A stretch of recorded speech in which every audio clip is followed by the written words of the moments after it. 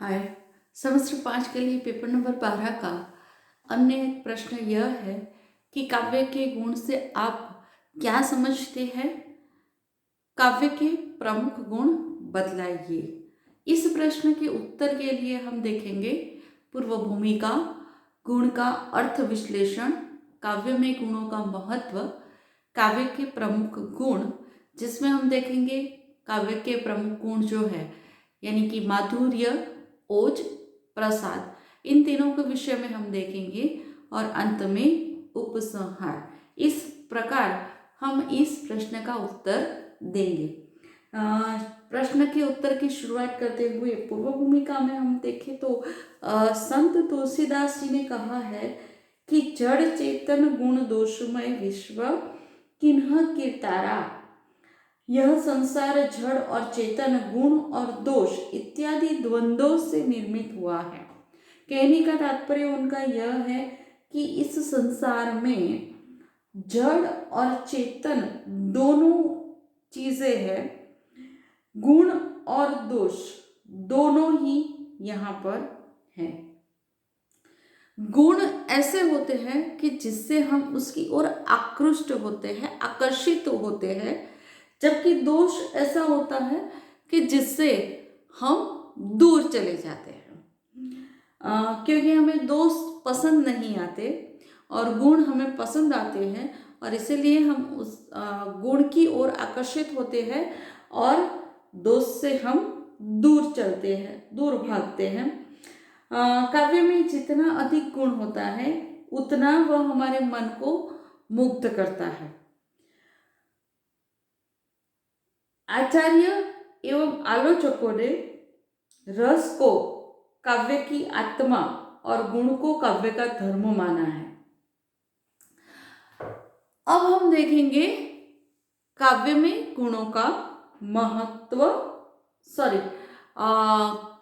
गुण का अर्थ विश्लेषण। अब गुण का अर्थ विश्लेषण करते हुए हम कहेंगे कि शरीर की सजावट के लिए हम अलंकार धारण करते हैं, वैसे ही काव्य के शरीर की सजावट के लिए अलंकार, यहाँ पर अलंकार यानी जो साहित्य के अलंकार होते हैं उनकी बात होती है और गुणों की आवश्यकता होती है। गुण शब्द दोष का विरोधी है। दोष जहाँ पर नहीं होता वहाँ पर गुण होता है। गुण किसी वस्तु की विशेषता है। काव्य शास्त्र में काव्य के शोभाकारी धर्म को गुण कहा गया है।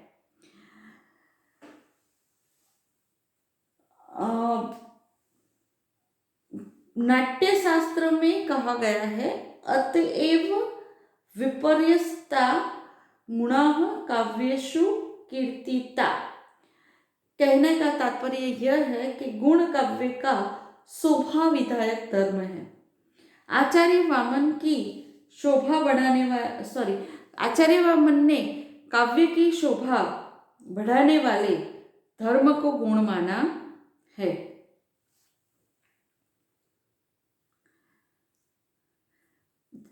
विश्वनाथ ने रस के अंगीभूत धर्म को गुण माना है। संस्कृत के इन आचार्यों की धारणाओं को देखते हुए हम संस्कृत काव्य शास्त्र में गुण शब्द का प्रयोग देखेंगे तो वह दो अर्थों में होता है, एक शब्दाश्रित और दूसरा रसाश्रित। काव्य में गुणों का महत्व। काव्य में गुणों का बहुत बड़ा महत्व है।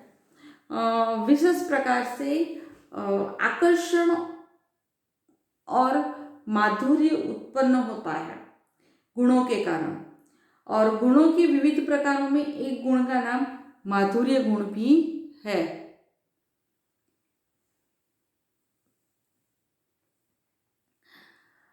अब देखें तो तुलसीदास जी ने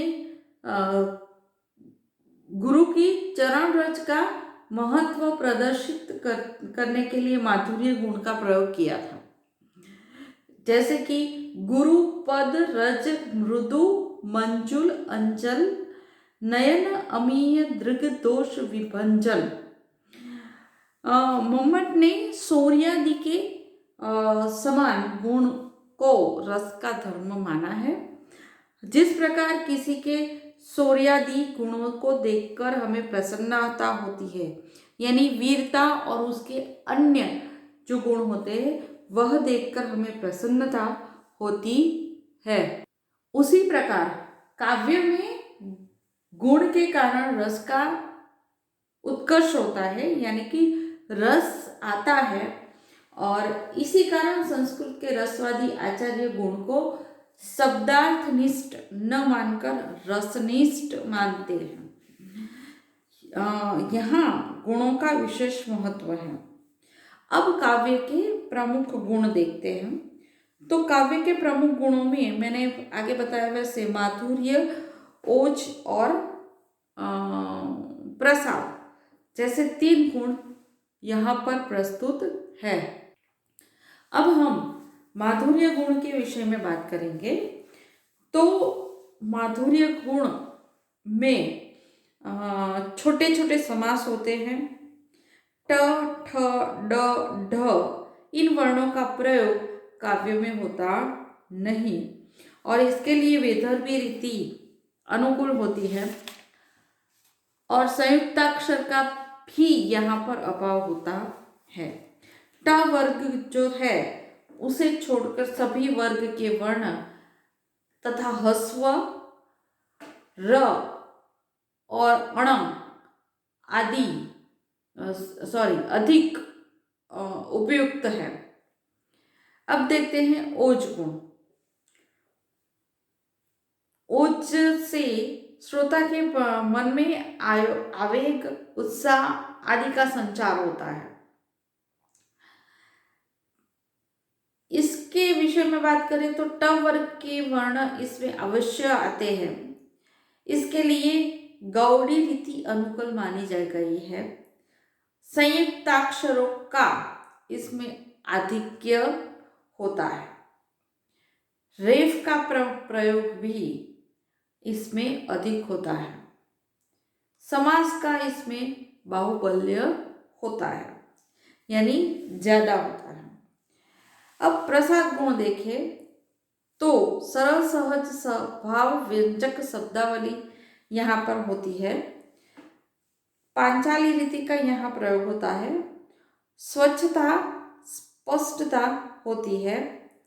काव्य पढ़ते या सुनते ही मन प्रफुल्लित हो जाता है। इस प्रकार उदाहरण स्वरूप हम कह सकते हैं कि यहाँ प्रसाद, ओज और माधुर्य गुण का प्रयोग हुआ है। काव्य में जितना महत्व अलंकारों का होता है उतना ही गुणों का भी महत्व होता है। गुण का विशिष्ट धर्म है। गुण काव्य का विशिष्ट धर्म है। गुण का प्रभाव प्रत्येक से हमारे मन पर पड़ता है। गुण के अनुकूल रीति के प्रयोग से सोने में सुगंध आ जाती है। गुण के बिना काव्य फीका सा लगता है। यह प्रश्न यहाँ पर पूर्ण हुआ।